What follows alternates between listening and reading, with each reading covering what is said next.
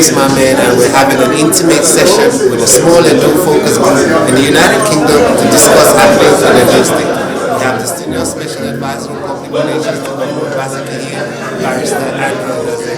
And these people come out to listen to what he said, and he's answering your questions. Thank you.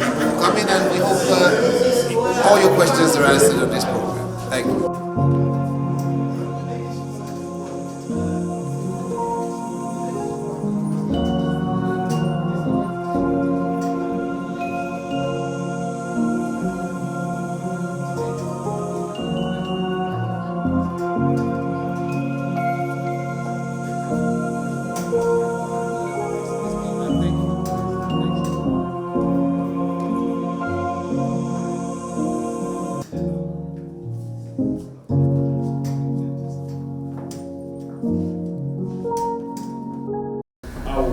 Oshomole's case. Oshomole has been a distraction since he left government. He's becoming very obvious to everybody because I remember the last time the government came in, he explained to all of us what he was doing in the States. So please, I want to use this opportunity to beg all Edo people to stand by the government because the confusion Oshomole is bringing to the States, I don't think the already is 10 and nobody will tolerate it. So please, take it to the governor that everybody here is supporting him because we know that Oshomole is a distraction. He should concentrate as an ex-governor, not disturbing the presence of him. Thank you. Mr. Agnew. Thank you, Barrister, for coming. You know, can you just please, can we go back? Can you tell us the role that Obaseki played during Oshomole's government? Thank you. During the years Obaseki served under Oshomole, I can tell you categorically that for all the interventions he had as a government, we talk of some of those projects which of course were partly funded by the World Bank, like the stormwater project.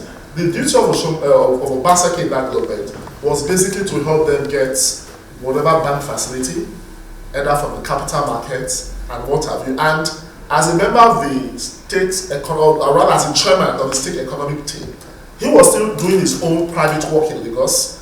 Whenever they had ESCO on the Wednesday, he comes maybe a day before or that very day of ESCO, and after ESCO he leaves. Right? So his role was, and again, I think from what I gathered, he was not really collecting salary per se. He was not collecting salary as chairman of the economic team. Because even as we have it now, we still have somebody playing Obaseki's role.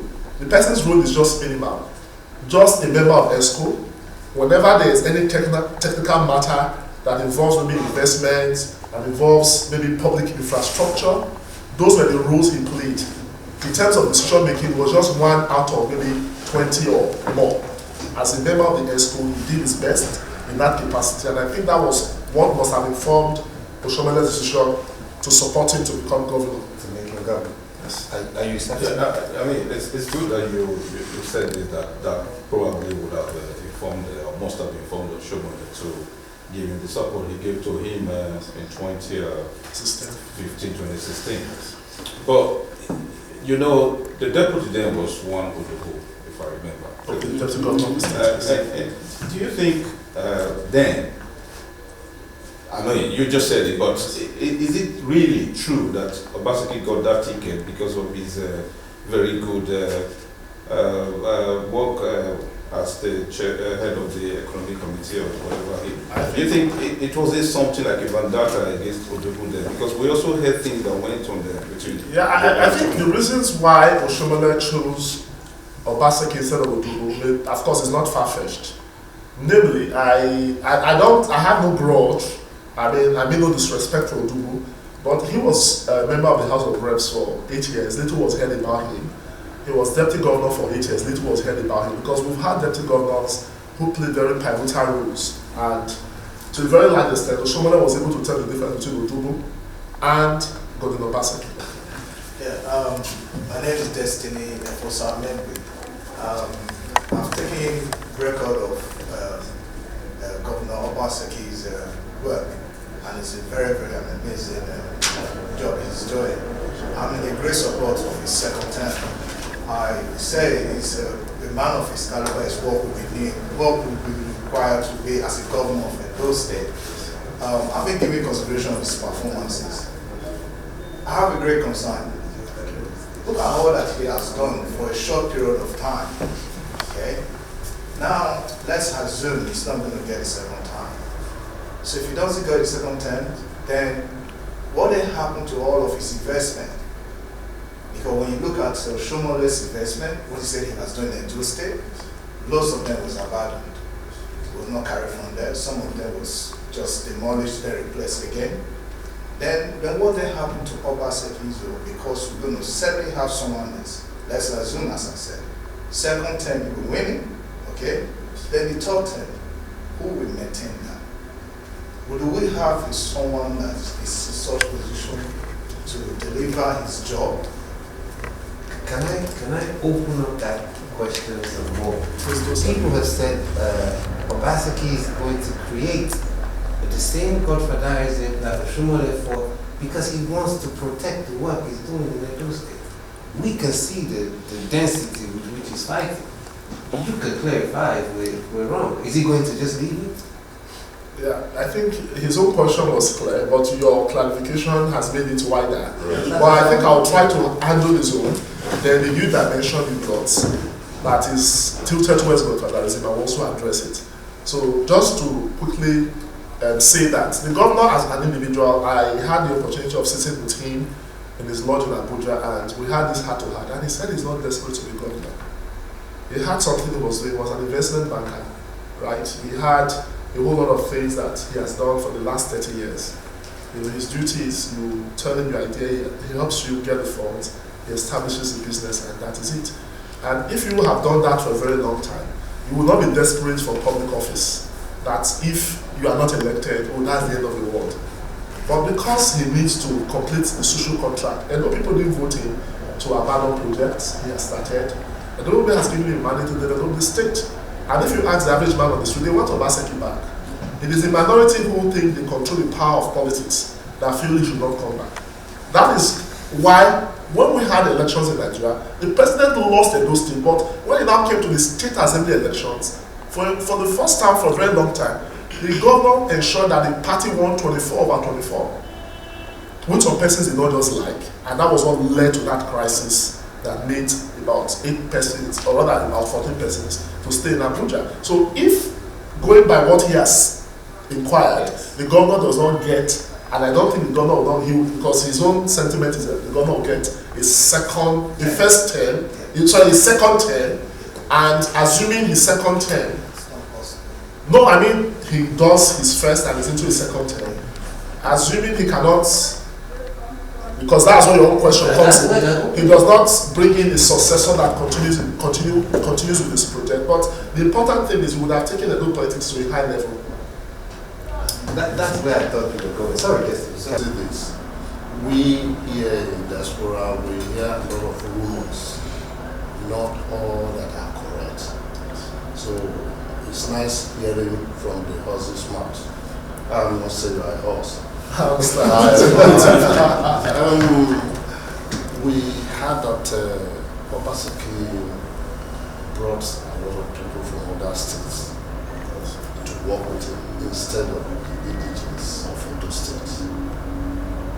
Is that correct? Secondly, one thing that bothers me every day is the coming of these Fulanis. The people of Igbo and other surroundings have complained bitterly how these people migrated. They brought them in trailers every day. And up to date, I don't know what the state government is doing about it. And but we had they are everywhere now, right from Ore to Giligili. They are everywhere. I will know they are there.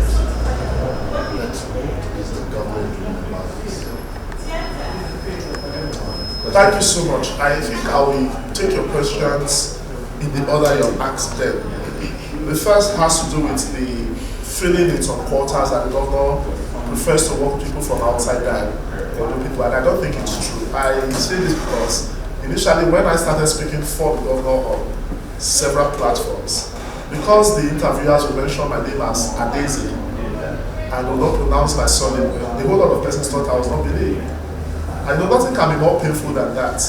I've lived my 40 years on earth in Benin City. Even as a lecturer of Calabar, I still go home almost every month. So for somebody to now ask me, where are you from? Are you from my state?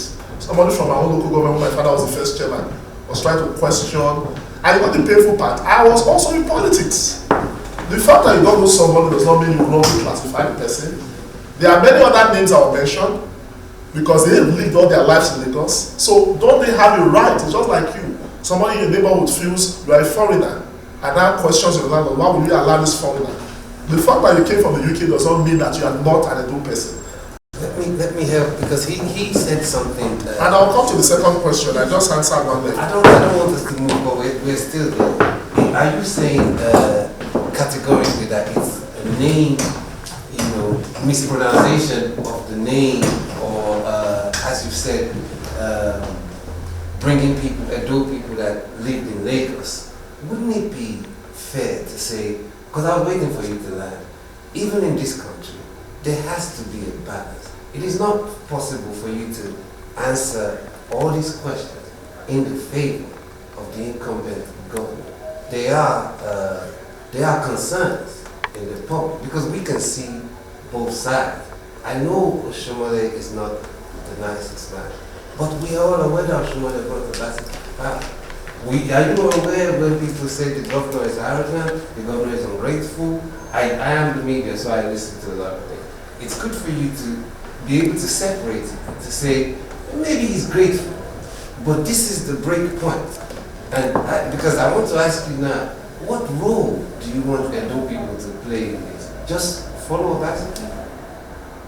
I think Edo people have always been known for one thing, their bravery and their forthrightness. And that is why if you are somebody that takes people for granted, there's a way they reward you. You know, the average man on the street, they have this notion of Oshomole that they had about 4 years ago. And that, for me, is a lesson, even for me seated here, that you don't take people for granted. And I assure you that's not what Obaseki will do. He's not an arrogant person because it is not about him, it's about the future of the state. You know, if I say that the governor as an individual has so much love for Edo people, and this thing they talk about taking control, and again, let me be very clear and specific. These individuals that peddle these stories are people that used to be contractors for previous government. These are people without registered companies. They take this contract, they look for one local company, they collect mobilization, and they abandon this project. The governor had a heart-to-heart with Igbenedion. Igbenedion was able to tell him the areas that made it to fail. Because it was not Igbenedion as a person, but this so-called middlemen, these political 10%ers that will meet you, you must give me this project, and at the end of it, if you don't execute, the buck stops at your table. It is only a man that will not learn from other people's mistakes. It is the previous mistakes governors have made, the governor is learning from. Thank you. But just for time, please go back to this question of colonization. So I will quickly mention that for security, we've done so much in that area. We have what they call Wabaiziga, which of course for a very long time has been on ground. But like what they have in the southwest at Motegu, the south-south governors have come up with their own at the regional level. And in those states we are leveraging on that. We've started it even before the south-south governors came about this idea of having the regional security outfit. Sorry, so is the Oshomole trying to ask the government to do a specific thing that we do not know or that cannot be divulged to the public? Otherwise, the point I'm trying to get at is I'm just trying to see, I wonder if the governor cannot, with him being the governor, try to create a kind of landing space, try to be the one to really bring this peace by going to Oshomole to maybe sometimes you have to do certain things just to make peace reign. I don't think the governor has exhausted every avenue to do that. 2 minutes. He said soft landing initiated by Obaseki to have peace. The governor is still very open to reconciliation. He has made several attempts. Even there was a time he took his team to the national chairman's house at Iyamo.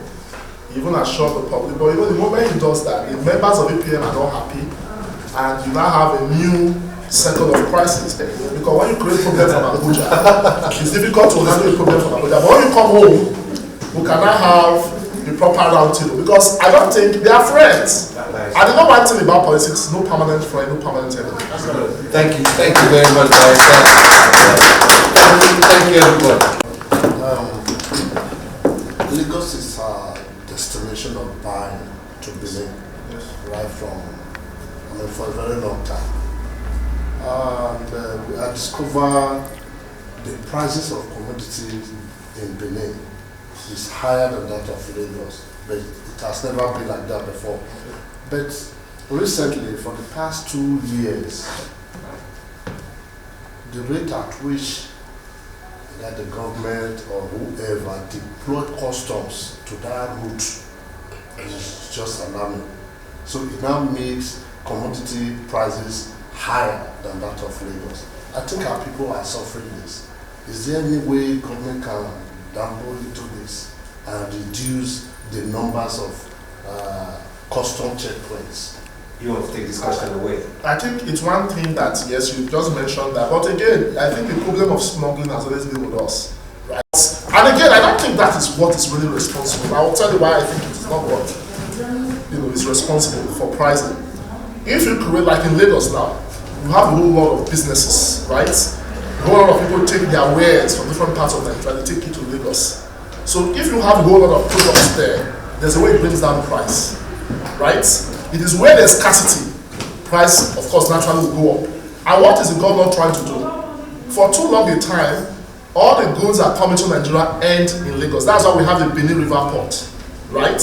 And it's not just for us to have a Benin River Port. We're also thinking of an industrial area where you have those into terside production, those into, just name it.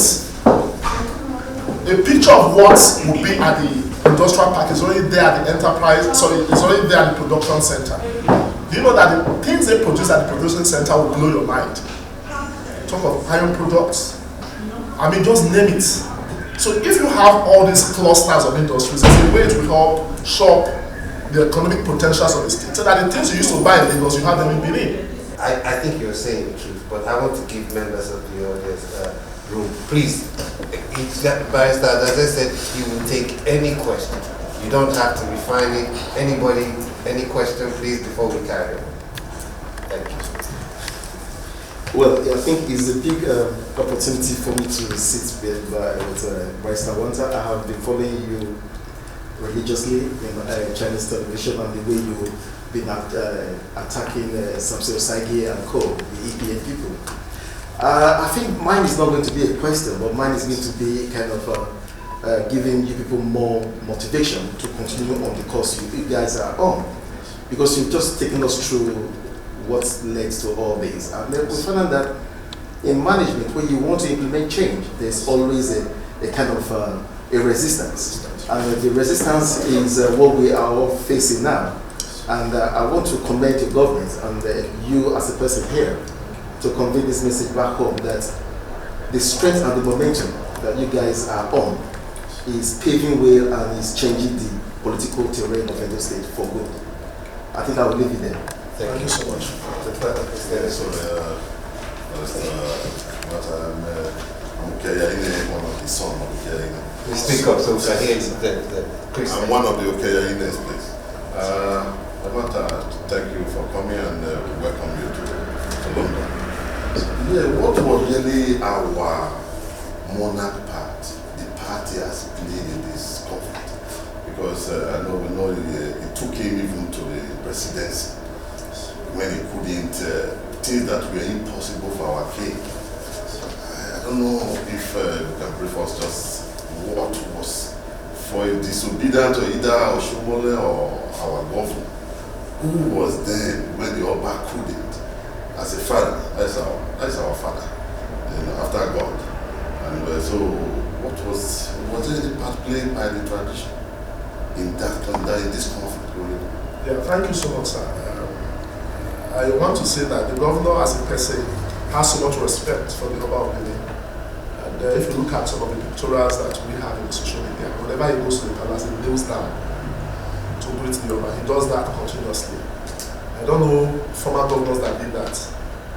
You know, if the governor goes to the palace 5 times in a day, he does that 5 times. He lives with his deputy governor. And you know when the governor is living, it means that every other person with him lives there, no matter who you are.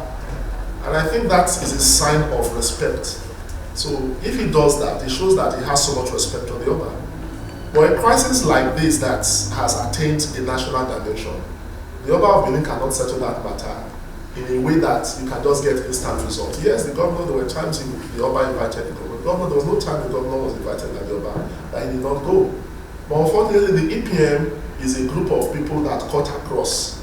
You know, with the Benin, we have so much respect for our Oba, but we cannot make the Isako, the Owans, the Isha to have the same respect, right? It was not just a Benin thing, but it was more than just an Edo thing, but a national thing. Yeah, he even took the matter up with the president. If a president of a country cannot resolve, is it our Oba, who should not even be seen as playing politics? Because the matter is a political matter. At the end of the day, he may end up telling one person to do something, and people may misinterpret it. So when the Oba saw the way it was, he ended by saying, let's pray for them. We will talk to our ancestors. Okay. And I think I love the way he Please, sir, feel free. There's a man here. All right, thank you very much. Nice to have you with us. We have very many here, to be frank with you. It's to ask us to just bring one person up ourselves. So our prayers and our thoughts are with you. We pray that everything will go well for the governor. My question is, where Bende State was created, or Midwestern were created by the Act of Parliament. Now we are drifting to south-south. You know, we are more or less nearer to southwest. So I'm just concerned why we are going to south-south now, you know, instead of us. If you look at our history, we are really, really marginalized, you know, and the Midwesterners is an act created by the Act of Parliament, by the House of Assembly, you know, and what are we really, are we not missing out by going to south-south instead of southwest? Isn't it with southwest more? Yeah, thank you. I think the question is clear because I think we have made that intervention or made that reference to not getting involved more in South-South activities in view of this recent decision of the South-South governors to establish what will be the South-South regional security outfit. You know, my boss, the governor, initially wanted a situation where we work more under the platform of the old Midwest and the Delta. But at some point, the governor of Delta was not too comfortable us having our regional security. And I think the reason being, we had just 2 states in our sub-region, Edo and Delta. So I'm happy that he was the one that even, because he's the leader of the South-South Governors Forum, and he was the one that hosted them to that meeting when they now agreed, because it's what they call the Bracet Commission. And Bracet is an acronym for all the 6 states of the South-South geopolitical zone. You know, you did say the Midwest was created by Act of Parliament, but I think I have to make that clarification. It was actually a referendum. And I agree with you, because if you say Act of Parliament, it was a law that gave birth to that process. So it was actually a referendum, and the referendum is stronger than Act of Parliament because the people came all out to vote that region into being. And funny enough, that region is still there. Nothing has really happened. No military decree abolished the process.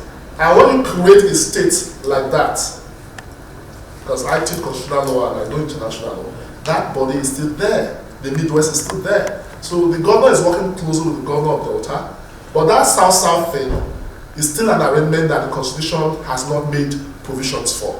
It was a political arrangement that Abacha created, and by the time we now return to democracy in 1999, the zoning formula in Nigeria was now tuned towards that south-south, southeast, southwest in the south, northeast, north central, and northwest in the north. But for us as a people, because we also belong to what we call the Niger Delta region, and you know you have the commission, we have no choice but to key into that politics. But between my governor and the governor of Delta, they still do most of the activities around the old Benin, which of course is the Midwest we are talking about. But this is an in-house APC dispute playing out publicly. Yeah. And that man wants to ask me a question. It's about your APC, your party. Because we are here, we read stuff on different platforms, and somehow you don't know what to believe sometimes. Can you confirm if the South-South Caucus meeting held in Abuja, assuming it's true, that Kenneth Barr was in that meeting? Honestly, he was not there because he appears to be an Oshomole loyalist. I want to ask you a question and let the members of this focus group ask you. You give me a yes or no, very short answer. Is the government thinking of going to another party? It cannot be a yes, it has to be a no, because at the moment he controls the structure of the party in the state. And by the grace of God, as the vice chairman of the APC Governors Forum, he has a greater stake in the party than Oshomole who wanted him to leave the party. Is that we take it as a no? There's no way he can leave a house that he has built, you know. Is the governor confident he will get the ticket for the primary? By the grace of God, he will get the ticket, and he's 100% sure he will get the ticket. Does the governor feel removing Oshomole from APC will give him the ticket? It is not the governor that has removed him, but it is the people from his own world, because every politics we play in this country, or in our country, Nigeria, is local. All politics is local. If you don't have the confidence of your people at the world level, as contemplated by the APC constitution, because the APC constitution wanted a situation where you must have your own base before you talk of going national. If members of your ward have lost confidence in you, members of your local government has lost confidence in you, and at the state level where the governor is just 1 out of 25 members, the governor is just a member. The governor is not even the chairman of the state technical committee of the party. But the governor saw him and still sees him as a threat. So, do you remember when we started this interview and I asked you where all this started and we talked about collecting revenue? You see the extremes we've gone to. How reconcilable are we considering you said the governor wants peace? I give you an example. You mentioned revenue. Edo, before the governor came on board, used to get just 5 million, the patrol sum of 5 million as revenue. As I speak to you, we gross between 70 and 80 million monthly. A difference or a shortfall of about 75 million. Imagine every month, if that is a business, that goes out of a business, can that business survive? Let's do a small exercise. Okay, let's do one at a time. How many people here want Oshomole out? If that's to achieve peace, yes. Yes. Okay. How many Edo people want the governor to stay? Everyone. Yes. With conditions. How many Edo people here want peace? Barrister, over to you. That's why I asked you the question I just asked you just now. We started from revenue collection, but we have bomb blast. We are scared that Edo State is going to witness a bloodbath. Does this concern you? Yeah, it's concerning this bomb last thing that made some of us ask. You give a picture of, oh, there was a bomb blast in the house, and the only thing that broke were your lower blades. I mean, when we say bomb blast, we know what a bomb blast is. These things are self-inflicted. I talk as somebody in the theater when they say there was a bomb blast, I will go there and discover that the instrument they use in destroying the glasses are there. The police did not make any statement because the police, for fear of what the national chairman will say, because the same national chairman once said his residence was attacked. Thank you very much. You know, I'm not shaking hands. He's done well.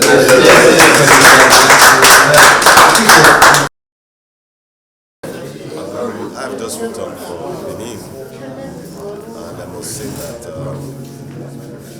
Govt is doing a good job. For anyone in the diaspora that hasn't been to Benin in the last 2, 3, 4 years, you notice there's development, you notice there's investment coming to Edo State. Benin, there's a lot of economic activity. Aside the distractions from those who think that they own the state, he's doing a very good job. Without the distraction, I'm sure he would have even done more. And I want to encourage him to stand strong, finish strong, and come back to complete his 8 years. Now for planning. Alright, it's really good that the governor sent a special advisor here. It's lovely to keep us updated with the diasporans.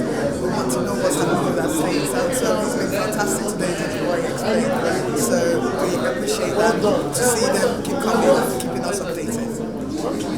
I think this was quite enlightening actually, because this is one of my first show I've possibly came to. But yeah, it's good. It's enlightening because it's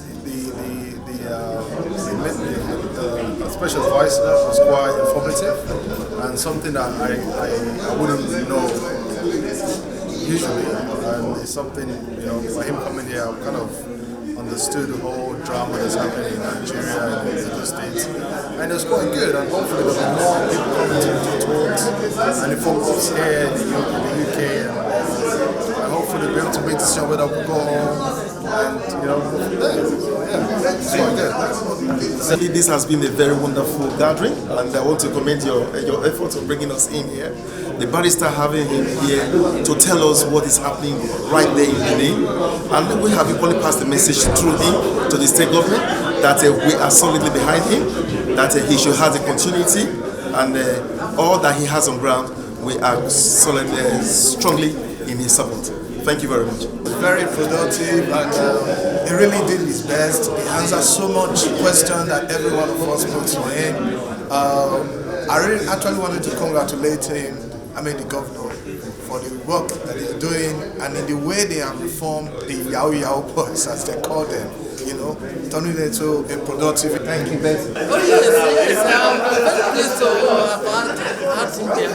It's, everything is said is very, very interesting, and we pass on our goodwill message to the governor, and that majority of us are with him, and we are praying for him, our thoughts are with him, and that he will succeed. He should not lose focus, he should be focused, and he will get there. He will get many people there. He will get all of us there, up to the promised land. In Jesus' name. Wish him luck. Let me ask you, come back. In all this fight, what are the plus and minuses? What are the pluses you've seen in all this situation? It would be unfair, mind you, to say it's all been minus on this side and it's all been plus on this side. There's this word we've used repeatedly, which is a distraction. If we didn't fight, we would have focused more on some areas that attention was not really given to. And that's, for me, because these people fighting us, they would have played their roles. In this game, everybody is important. We are still making efforts in reaching out to. I spoke to one of them, the TV program. After that program, I said, "You are a Benin man. The governor is a Benin man. What is the problem?" Because his feeling is that the governor must take everything he says. Right? That's his feeling. And I said, you mention one other person's name, this other person is with the governor. How come the governor is working closely with this person? It's probably because the governor sees you as a threat. And the governor cannot spend some time managing a threat. He will prefer to work with the opportunities. Of course, you have what we call the SWOT analysis. And see you as a threat who you have made yourself to be. But the governor is still willing, I told him. But he now made a last comment, which for me was his own personal decision. That if there's a list for reconciliation, the governor sends that list to him, his name is there, he will strike his name off. What does that tell me? He's not ready for peace. And I assured him, I said, after the elections, we are still going to reconcile because we are brothers. Thank you. But Mr. Ede, just before you, there's some women here. Do any of the women want to ask any questions to Barrister Adaze? Fire away, Mr. Ede. Yes, yes. What about our brother, the Commissioner for Culture? Because of it's a part of the government. It's part of what we want to do. It's part of our brother. It's part of our servant. Let me use that word. And things have not because news are going in between, being connected with the governor, citing, because he involves some certain, but we know it's illegal. It's international legal case. I think I will use myself to illustrate that point. I have a British resident permit, right? And I've lived here, I've come repeatedly to this country. The governor was elected in 2016. Assuming I had an incident in 2012, before I was even appointed as maybe senior special assistant to the governor, even the commissioner. And for that same reason, I came into this UK trying to see how I can maybe do some certain things on a personal level, not really on an official assignment. And I'm arrested because of that. I'm detained because of that.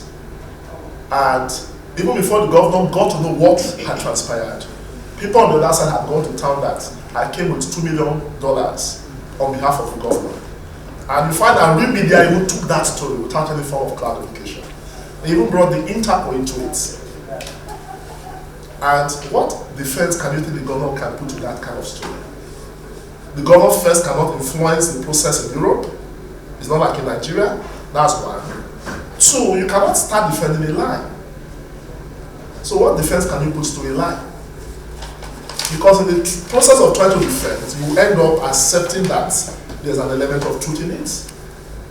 Though the governor as an individual, of course, he will not come out to say this is what I'm doing. But I assure you that he has not left the commissioner. But it is not. It has nothing to do with his time as the commissioner under the governor. And sorry, and also, would you consider, the Makinde star in terms of managing the parks? I think it's quite revealing that it's possible what he's doing in your state. Would you sort of take a lead from that and see that, so really, if Ibadan can be fixed, if you know what aggregarism used to be in Ibadan, and if that is happening, we can see it, that this young man is actually doing it. Could you please take that message to our amiable governor? Yeah, just a quick one. We actually have a model which is not very far from what he's doing. It's just that in our own case, we have designated parks, like in Benin City. There's this, we used to have one school whose compound that, gradually we have converted that place to a park. Initially they were at the cultural center, but because it took away the beauty of that place, we had to relocate. And this thing is a process. At Ring Road, we now have bus parks. Bus stations, I beg your pardon. These are, mass transit buses. We have specific places that. And I think it's a process. It's not easy. Benin people, I'm sorry to say, I'm a Benin man. We've always had this history of doing things wrongly, but it will take time for people to adjust, adapt, and adhere. So, and I assure you, before the elections, we would have seen the full results of what we have done in that area of ensuring that things are done properly. Because with the Agberos out, the system is better. Trying to toe the same line with what my brother here have said. Recently, we started hearing about what they call Isakaba. Wondering about our youth, graduates, killing themselves on a daily basis. Can you just throw more light on, because Obaseki is doing fantastic well in education and all that, in security, in terms of curbing those courtesans. How come about Isakaba? One thing we've had in the past was this trend of politicians having groups of boys, of course cultists, during the elections. They empower them with firearms, and after the elections they don't retrieve these firearms. And what do you expect these people to use these firearms for? Certainly to go into crime. And our government wants a situation where the youth of our states will be engaged only for productive ventures. As far as the issue of cultism is concerned, of course there's a security group involving the army, the police, the task force that has that mandate. And that is why, and this is where our state security outfit comes in. They will do a whole lot of intelligence. They will mix with these cultists. With time they know that, of course you know how they do it in America. You do undercover. Because it is not easy for you to just, because most of these people, that's why they are known as secret cults. When they meet, you don't know. Where they meet, you don't know. So it takes a whole lot. And that's why the government is ready to tackle the issue of security. Sorry, because of time, more people have come here. About the president, we read our Dickie Fred and all the rest. So we take one more question and I will continue asking you before we network around them. Mr. Quick question. I didn't want to ask this question. Is there any active U.S. Marine, ex-U.S. Marine on the ground in Edo State?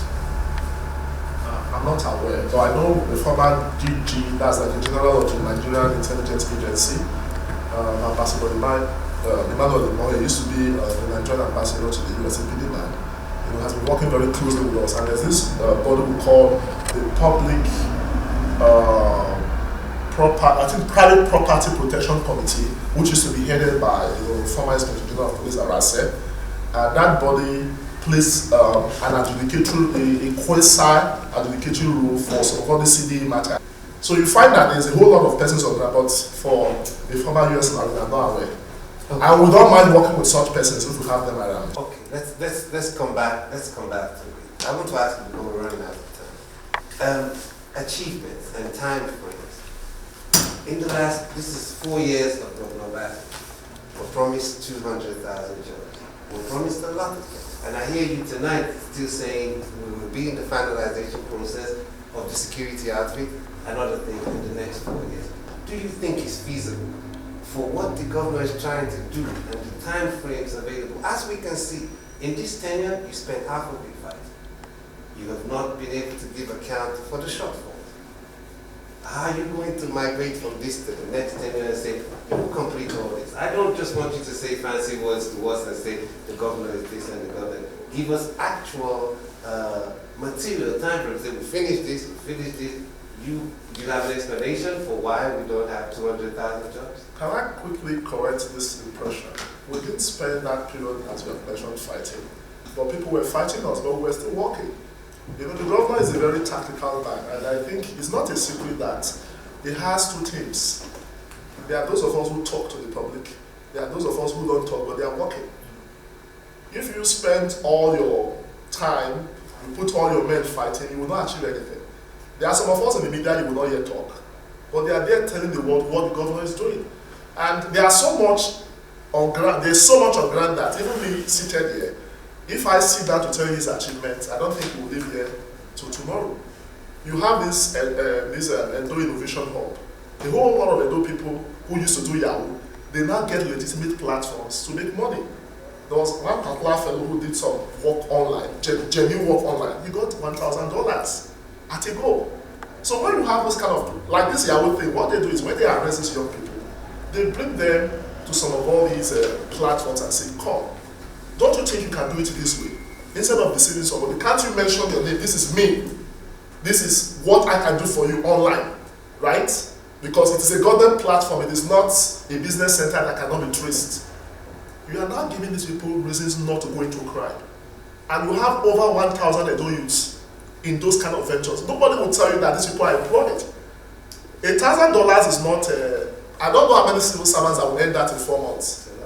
So you are looking at a system that is not based on civil service job. We are used to this civil service job of, it says it will create 100,000 jobs, so you are thinking of how many civil servants we have. There are many other things that, you talk of agriculture. I'll give you an example of what you are saying. That agricultural sector you see in Edo, do you know the number of farms we have? There are some finished products that come from Benin City, which are exported. You talk of the production center, the number of youths, the animal wants to replicate that in the rural districts. When you have power, there's no, it's like the general aphorism that without energy and power, the wheels of industry will not turn. Whatever you do around investment, if you don't have power, it's zero. And that's why we have the Osiomo, power plants that will bring power to all those areas where, like the Benin Industrial Park, they have started work there already. And we are looking at 24 hours power, which is already there at the production center. These are not things that are in the level or in the realm of MOUs, as I used to say. Most of these MOUs, we are seeing the reality of what the government has promised. And in closing, I tell you that if the governor has not done well, the people will not be calling that he comes back. It is because they believe he has done very well. And as an individual, my view cannot be different from that of over 30 million Edo people who wants the governor back. And these same people can change their mind. Right? They can change their mind. Well, you have said. And that's why we're going to work to the very last day. The distractions will stop after Tuesday because Oshomola will not be national chairman after Tuesday. He has been our major distraction. It has been our major distraction. I agree with you. And you agree that he has been a major distraction. I have agreed that the party... The energy we used in responding to him, if that energy went into other things, by now, we would have doubled up. That's true. The party has had a distraction to itself because it's the same party fighting itself. An individual, not just a party, because the APC don't agree with it. That's why they have kicked him out. Because if they do, they would have left him there. He's a clear and present danger, not just to the party, but to Nigeria. This is a man that said the Supreme Court judgment cannot be implemented. He's not the commander-in-chief. But you have said, I like what you said, but please take away some extracts from here, because you have said there are some jobs, the conversion of the boys doing Yahoo that has not been documented. These things should count as jobs created under the Obaseki administration. Or they should start counting. They should let you come out to explain, because you cannot reach a lot of people. Go for it. Quickly, I think this is a comment and probably a question. Thank you. I think I have followed you a bit on social media. My name is Osebo, by the way. Proudly Edo from Ecuador. And first of all, as a comment, I appreciate you coming to talk to us here, though, in England, in London, per se. But I think we here would rather have a discussion that is really idea-driven, something to inject into our lovely Edo State, not bringing into the level of individual and issues that really we should have buried in the annal of history in Edo State, because we have gone, to a height. If you remember the time of Ali, Obemudia, Adaze, and all that, we've actually achieved a threshold. So we should be expecting something better. Testing it quickly. It's so necessary that our youth has to be empowered. Our youth, the problem with Edo State and Nigeria today is the education system has gone pear-shaped. So there's so much sensitization, there's so much redirection of our youth that needs to, So I want to thank you for everybody coming here, but we would appreciate a scenario where there has to be about ideas, there has to be about what contribution people can make. Because at the end of the day, we have only one home, we have only one state, and Edo State is glorious. Thank you so much. Thank you so much. Yeah, I think I will add to what he said, because he mentioned what we are doing in the technical education sector. But I think it's very holistic. I know one or two persons finished from Adaze Emwanta University, which of course used to be Edo State University. And if you go there, I don't think you can really tell the difference.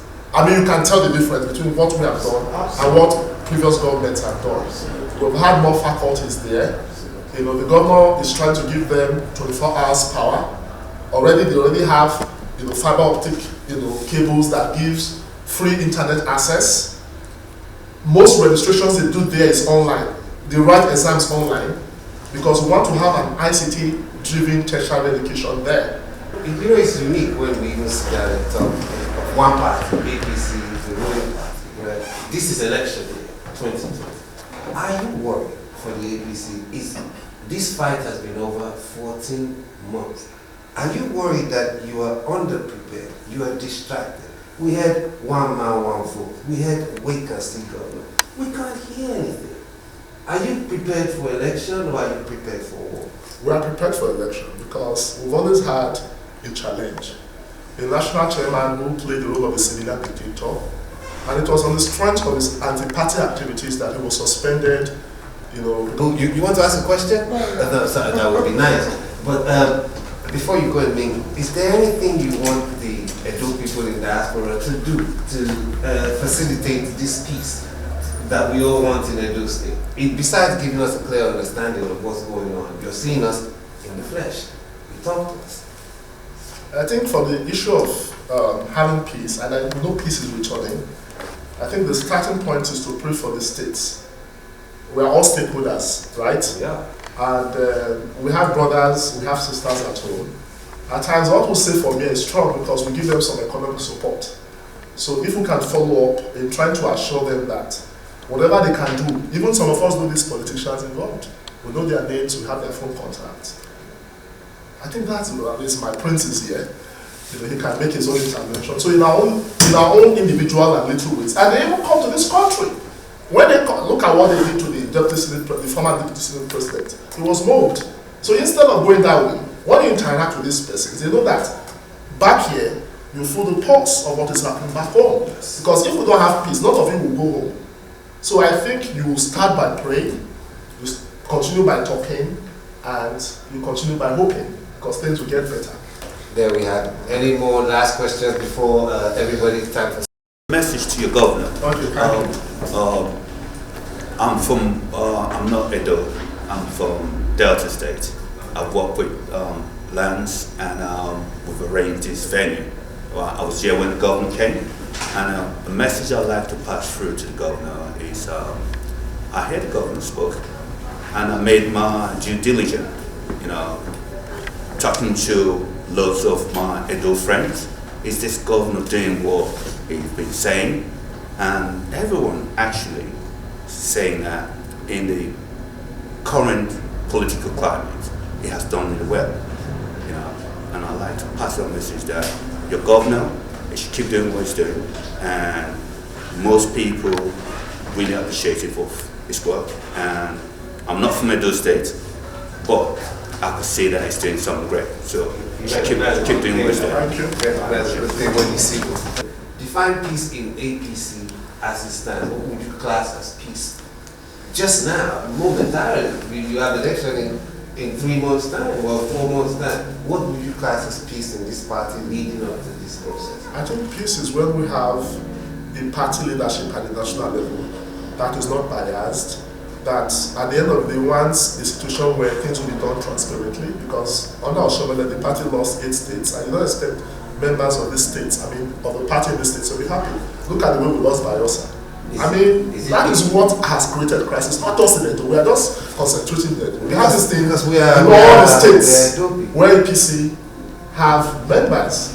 If a place like Rivers, they've always had crisis there, they're still having crisis there. And as we speak, there's an election taking place in Ondo in November. They are having similar crisis. And the party in their wisdom have decided that they have to take out Oshomole for there to be peace. So it's not an Edo thing, it's a Nigerian thing, Give us straight. Irreconcilable or reconcilable?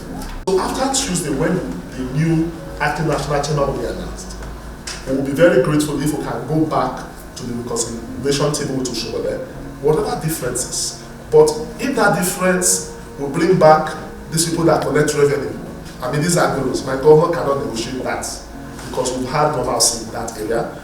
If that will make the likes of Kabaka to continue with their CD activities, I don't think my government will negotiate with that. And if it will involve the government remitting money meant for development into private causes, because Oshomole collects pension, if I tell you the figure, it will surprise you, from the state government. So if you collect that kind of huge pension, you have domestic staff, your cars every 2 years are renewed, what else do you want?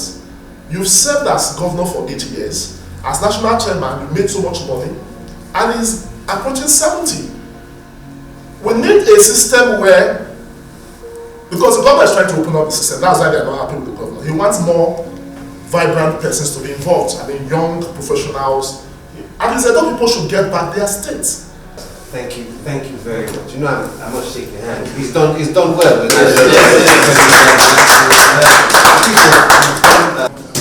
And we're complete. Everybody's happy to see the barrister. I have the Benin Union chairman here, ex-Benin Union president here. We're going to take reactions from people. I think it was a good evening and